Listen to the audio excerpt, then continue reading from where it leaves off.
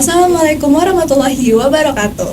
Hai Sobat Prestasi, now welcome to Podcast Siblings, siaran inspiratif bimbingan konseling SKADA.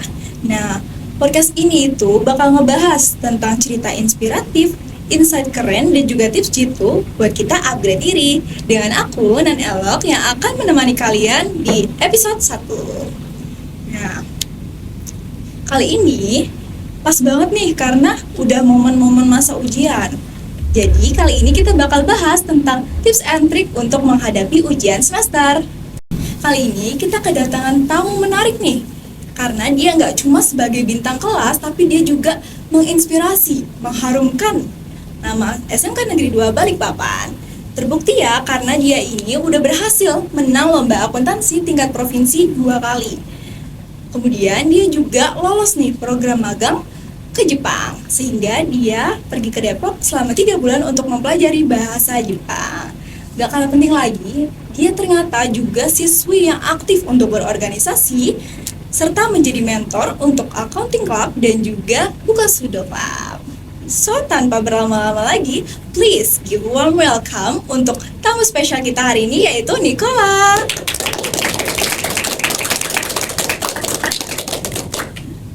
Gimana nih kabarnya Nicola hari ini? Siap untuk sharing-sharing banyak nih, asik sama kita hari ini? Kabarnya hari ini luar biasa banget ya. Aku excited banget buat menunggu hari ini karena bisa sharing sama kalian terkait dengan tips dan trik belajar, dan juga menceritakan sedikit pengalaman aku untuk mempelajari bahasa asing, yaitu bahasa Jepang di Depok selama 3 bulan. Oke Nicola, gimana nih rasanya jadi ikon siswi berprestasi di SMK Negeri 2 Balikpapan? Rasanya luar biasa banget ya. Itu seperti diberikan panggung yang sangat besar karena untuk membuktikan kemampuan yang kita punya. Di sisi lain juga pasti ngerasa bangga dong sama pencapaian yang udah kita capai karena merasa dihargai gitu. Tapi di sisi lain ya, ada sedikit trouble karena kan kita harus mempertahankan gitu prestasi yang udah kita dapetin sebelumnya gitu. Oke, jadi kayak dua mata pisau ya teman-teman. Di satu sisi kita itu ngerasa senang, baru di sisi selanjutnya itu kita ada ancaman nih untuk harus tetap Betul mempertahankan. Oke, nah sebelum itu nih, boleh nih kenalan dulu kita sama Kak Nicola nih. Karena Sobat Prestasi penasaran, tapi harus pakai bahasa Jepang nih Kak. Boleh. Seperti flashback ketika sedang belajar di kelas ya. Karena setiap hari itu kita ada yang namanya Jiko Shokai, itu perkenalan. Melatih juga ketika wawancara kerja. Dan hari ini aku bakal contohin dan aku bakal translatein ke bahasa Indonesia nanti. Minasan konnichiwa, watashi no namae wa Nicola to moshimasu. Ima SMK Negeri ni Balikpapan no 12年生です。私の信号は会計学です。今私は会計学クラブと部活動クラブのメンターです。Jadi perkenalkan, nama saya Nicola. Saya siswa kelas 12 dari SMK Negeri 2 Balikpapan. Saya mengambil jurusan akuntansi dan saat ini saya berkegiatan menjadi salah satu mentor di klub akuntansi dan klub Bukatsudo. Anata wo totemo sugoi ne.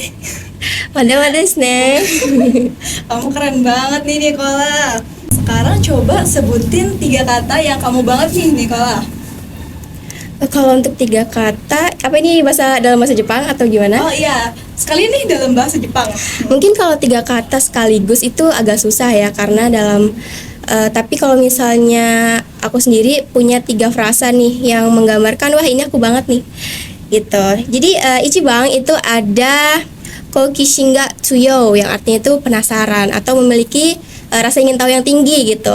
Nah, yang kedua itu ada atarashi mono ga suki da. Jadi suka atau menyukai hal-hal baru dan menarik. Dan yang ketiga, ini agak kurang untuk dicontoh ya teman-teman, itu ada akipoi atau akiyasu, yaitu cepat bosan gitu. Oke, jadi ada 3 ya teman-teman yang bisa kita highlight. Yang pertama, seorang Nicola itu dia penasaran orangnya. Betul. Yang kedua, dia itu senang untuk mempelajari hal baru. Dan yang ketiga, Nicola itu mudah bosan. Nah, bisa dijelasin dong Nicola, ini alasannya kenapa? Boleh. Aku pribadi tuh memang orangnya tuh suka penasaran gitu kan sama hal-hal baru. Tapi setelah kita mencari tahu nih, aku mempelajari seluk-beluk dari hal tersebut, di suatu waktu aku bakal ngerasa bosan karena aku merasa wah aku udah cukup nih buat mempelajari ini gitu. Jadi di situ aku menyimpulkan bahwa sebenarnya ini nggak bagus. Tapi memang aku nggak bisa memaksakan diri untuk terus melanjutkan itu karena aku tahu aku bakal udah nggak tertarik lagi gitu. Oke, jadi disesuaikan juga ya sama diri kita sendiri. Betul. Oke, aku penasaran nih, gimana sih kehidupan kamu selama di Depok ya belajar bahasa Jepang? Apakah ada adaptasi khusus nih tentang jam belajarnya atau gimana? Kalau untuk adaptasi sih ada ya, karena ini kan pertama kalinya aku jauh dari orang tua, bisa dibilang merantau nggak sih? Karena kan ini aku berada di kota orang nih dalam waktu yang jangka 3 bulan agak lama. Di situ aku mengalami sedikit trouble, tapi tentunya nggak berlangsung selama itu, karena aku memiliki teman-teman yang bisa buat sharing dan juga ketemu sama teman-teman dari luar daerah juga, sehingga nggak semenyeramkan itu dan gak bikin homesick juga. Kalau untuk metode belajar sendiri atau dalam waktu belajar itu nggak butuh adaptasi banyak, karena kan kita di sini sama seperti ketika aku belajar di Depok, itu masuk dari jam 8, kemudian pulang itu sekitar jam setengah 4 atau jam 3. Itu sama seperti ketika kita bersekolah biasa kan, jadi nggak perlu adaptasi yang berarti gitu. Oke, jadi sebenarnya itu sama aja ya dari jam Betul. belajarnya. Cuma yang bedain di sana kita bakal ngerasain yang namanya homesick ya. Betul banget. Karena jauh dari keluarga. Cuman alhamdulillahnya ya Nicola di sana ketemu sama orang-orang baik yang sebenarnya itu teman tapi rasanya udah kayak keluarga kita Betul. sendiri. Betul. Nah, kalau kita ngeliat sendiri ya, pasti di sana itu dapat pressure harus belajar bahasa Jepang. Bener-bener full belajar bahasa Jepang. Iya, full day di sana bahasa Kan? Jepang. Nah, kemudian kamu tuh juga harus mempersiapkan lomba akuntansi karena pas balik ke sini langsung lomba lagi akuntansi. Nah, Betul. itu dari Nicola sendiri, apakah ada tips nih atau kebiasaan yang tetap bikin kamu fokus dan produktif? Kalau untuk seperti ini biasanya kan kalau pressure itu pasti semua orang ngalamin, pasti itu kan. Tapi untuk cara penyelesaian sendiri itu kan tergantung dengan pribadi masing-masing. Kalau aku itu ketika aku sudah mulai merasa tertekan nih dengan kegiatan-kegiatan sehari-hari aku bakal berusaha buat tetap nggak stres. Aku bakal berusaha buat tetap relax untuk menjalani hari-hari aku. Karena kalau misalnya udah stres tuh pasti kita nggak bakal kepikiran nih buat ngerjain apa, karena bakal kepikiran ini tuh nggak ada gunanya buat dikerjain gitu loh. Ini penting gitu. Jadi sebisa mungkin untuk menjaga kita agar tetap waras dan tidak stres, itu sih salah satu tipsnya. Oke, kita harus baik ya sama diri kita sendiri. Betul banget. Sadar akan kemampuan dan kapasitas kita. Iya, betul. Jangan jahat pokoknya. Nah, terus aku penasaran juga, dari tadi kan ada nih ngebahas tentang persiapan untuk belajar bahasa Jepang itu. Iya, Itu belajar untuk ujian ya pasti. betul. Nah, bisa nggak nih kita bahas lebih lanjut, sharing tentang gimana sih seorang Nicola untuk mempersiapkan ujian gitu? Boleh. Jadi waktu itu aku itu lagi persiapan ujian, ada 2 ujian waktu itu. Ujian bahasa Jepang tingkat N5 dan tingkat N4. Sebentar Nicola. Boleh. Jadi sobat prestasi penasaran nih, sebenarnya maksud dari ujian N5 atau N4 itu apa sih? Gitu. Jadi ujian N5 dan 4 ini tuh diadakan bagi para peserta atau kita ketika ingin melanjutkan karir ke negeri Sakura gitu. Sebenarnya ujiannya tuh ada sekitar 5. Yang paling dasar itu ada ada N5, kemudian ada N4, N3, N2 dan N1. Kalau aku sendiri kemarin tuh dijadwalkan untuk mengikuti ujian N5 dan N4 aja. Nah, ujian ini itu ya seperti kita, kalau misalnya di bahasa Inggris mungkin ada TOEFL ya. Ya. Kemudian ada kosakata, ujian kosakata, baru kemudian ada listening yang biasa disebut cokai atau dokai, itu untuk kita reading, juga untuk percakapan sehari-hari atau kaiwa gitu. Oke, jadi ini sekalian nambah wawasan ya untuk Betul. sobat prestasi, terutama bagi sobat prestasi yang pengen untuk kerja di Jepang. Ini nih minimal kalian harus lolos untuk ujian N4. Betul banget, karena itu merupakan salah satu persyaratan yang paling dasar banget. Karena kan itu menunjang kita dalam kehidupan sehari-hari ya, namanya komunikasi itu. Karena biasanya kalau misalnya kita ada penempatan di desa, itu kita warga atau penduduknya itu tuh kurang tahu gitu bahasa asing, khususnya bahasa Inggris ya yang sangat umum gitu kan. Itu kurang, sehingga kita harus bisa mempelajari agar bisa berkomunikasi sama penduduk kita gitu. Ya, jadi sekalian memudahkan kita untuk Betul. komunikasi daripada nanti kita diam aja saling miskom lagi gitu. Ya betul banget. Nah, kalau dari Nicola sendiri, metode belajarnya apakah ada sesuatu yang khusus nih? Atau seperti apa? Kalau metode belajar, aku ada pakai metode belajar yang mungkin ini kalian udah sering banget dengar ya. Namanya itu teknik Pomodoro. Jadi teknik Pomodoro ini mengharuskan kita untuk berfokus kepada rentang waktu tertentu yang udah kita tentuin. Kalau aku sendiri itu aku pakai perbandingan teknik 35:5. Jadi aku bakal berfokus di 35 menit belajar itu, baik itu membaca, merangkum ataupun latihan soal. Dan di sini tanpa gangguan ya. Kita harus silent meskipun pakai device, kita harus silent gitu.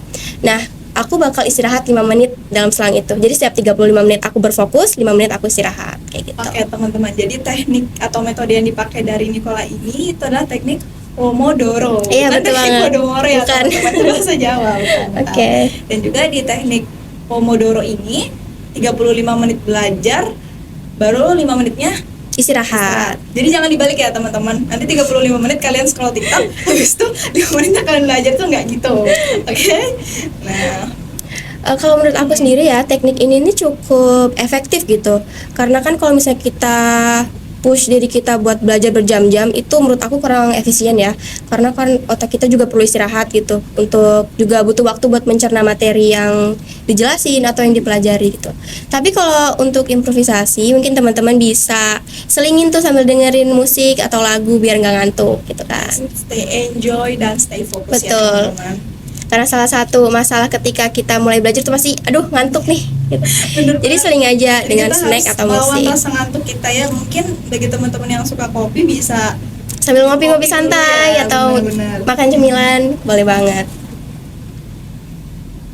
dari Nicola, apakah ada jadwal khususnya untuk belajar atau fleksibel aja? Kalau aku fleksibel aja sih, karena kan aku sebisa mungkin untuk memaksimalkan waktu belajar yang ada di sekolah tuh, dari pagi kan sampai sore kita pulang, itu aku sesuaikan. Maksudnya aku maksimalkan belajar di situ agar nggak di rumah itu ada waktu cukup untuk istirahat gitu. Tapi aku juga bakal bikin jadwal yang konsisten ketika aku mau mulai ujian nih. Ujian minggu depan kan kita udah mulai ujian. Nah, mungkin di sini aku bakal lebih perbanyak lagi waktu aku belajar ketika di rumah kayak gitu. Oke, berhubung kita juga semuanya ini pada masa akan menghadapi ujian, Ya betul. boleh deh kita minta tips-tips atau apa aja sih dari Nicola yang nggak boleh dilakukan bagi murid yang akan menghadapi ujian ini? Sebenarnya aku udah pernah singgung ya ini ketika pembahasan di awal tadi. Yang paling pertama dan yang paling penting itu jangan stres. Pokoknya tuh jangan stres. Kalian tuh jangan ngerasa aduh ini gimana gitu. Karena kalau udah kepikiran tuh pasti ya seperti tadi, kita nggak bisa ngelakuin apa-apa lagi gitu kan. Kita tuh bakal mikir ini penting, jadi kita tuh nggak bisa nentuin prioritas kalau misalnya udah stres. Jadi sangat dihindari, kalau aku menyarankan sangat dihindari. Buat diri kalian senyaman mungkin sebelum waktu ujian gitu. Oke, jadi kita lihat-lihat juga ya skala Iya, prioritas, betul. disesuaikan kembali sama personal masing-masing. Mm-mm. Seru banget aku dengerin strategi belajar dari Nicola. Nah, tapi ini ngebuat aku mikir nih, seorang Nicola ini nggak cuma belajar-belajar aja ya kerjaannya. Nah, Nicola ini juga aktif ya berorganisasi, jadi mentor di accounting club maupun di Buka Sudah Club. Nah, ini gimana sih seorang Nicola untuk mengelola waktunya ya agar semua itu bisa tetap berjalan? Oke, jadi memang betul aku mengikuti 4 kegiatan internal yang ada di sekolah, yaitu ada 2 organisasi dan 2 klub belajar. Itu ada PIKR, kemudian ada Finance Kada Community, dan Accounting Club serta Buka Sudo Club. Nah, aku sendiri mengatur jadwalnya agar bisa terus hadir nih ke setiap pertemuannya itu. Aku cari tahu dulu sebelum gabung itu waktu pelaksanaannya kapan dan di hari apa. Karena aku juga membatasi diri nih untuk berkegiatan sekolah di hari yang di luar hari sekolah gitu. Seperti weekend Sabtu Minggu itu kan waktunya kita buat istirahat ya. Jadi aku benar-benar menghindari waktu buat berinteraksi di hari itu. Untuk berkegiatan kayak gitu. Karena kan kita juga butuh istirahat dan pasti ada tugas-tugas kan gitu. Dan lagi-lagi ingat kapan harus istirahat, Iya. kapan harus ekstra nih untuk show Betul. your potential. Betul. Oke, Nicola, aku benar-benar kagum banget sama kamu yang multitasking dan aktif banget sebagai seorang siswa. Oke, ini apa sih motivasi terbesar kamu untuk selalu push your limits gitu?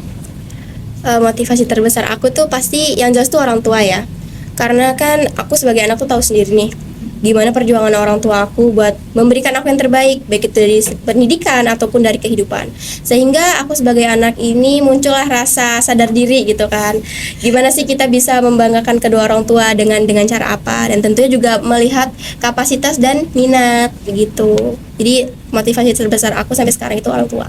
Orang tua, benar sih, Iya. karena orang tua itu juga udah berjuang ya Iya betul. dengan segitunya agar kita tuh bisa bahagia sesuai mencapai apa yang kita inginkan. Betul. Dan sebagai balas jasa kita pastinya juga pengen ngebanggain mereka. Betul banget.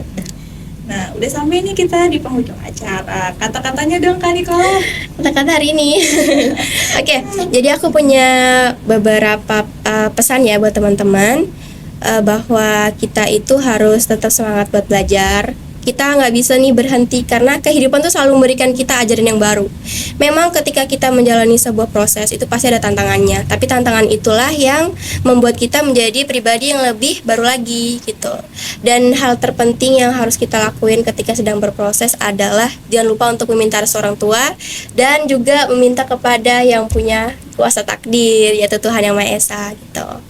Oke, jadi dari Nicola ya kita belajar teman-teman bahwa kesuksesan itu nggak cuma datang dari keberuntungan, tapi itu juga turut didukung oleh yang namanya kerja keras, Betul banget. fokus, dan juga keberanian agar terus melangkah. Nicola tadi udah membagikan ya tips and trik belajar, gimana sih cara handle dalam tekanan, maupun membagikan waktu-waktu kita ya sesuai dengan skala prioritasnya. Ya, betul banget. Nah, tadi kata-kata dari Nicola udah, sekarang kata-kata dari saya. Nah, jangan pernah berhenti untuk belajar ya teman-teman, karena kehidupan nggak pernah berhenti untuk ngajarin kita. Betul. So, buat teman-teman yang lagi berjuang, baik secara akademik maupun apapun itu, tetap semangat dan temukan ritme kamu serta jadi the best version of yourself. Nah, terima kasih ya Nicola udah sharing sama kita di podcast Skada ini ya, Siblings. podcast Siblings.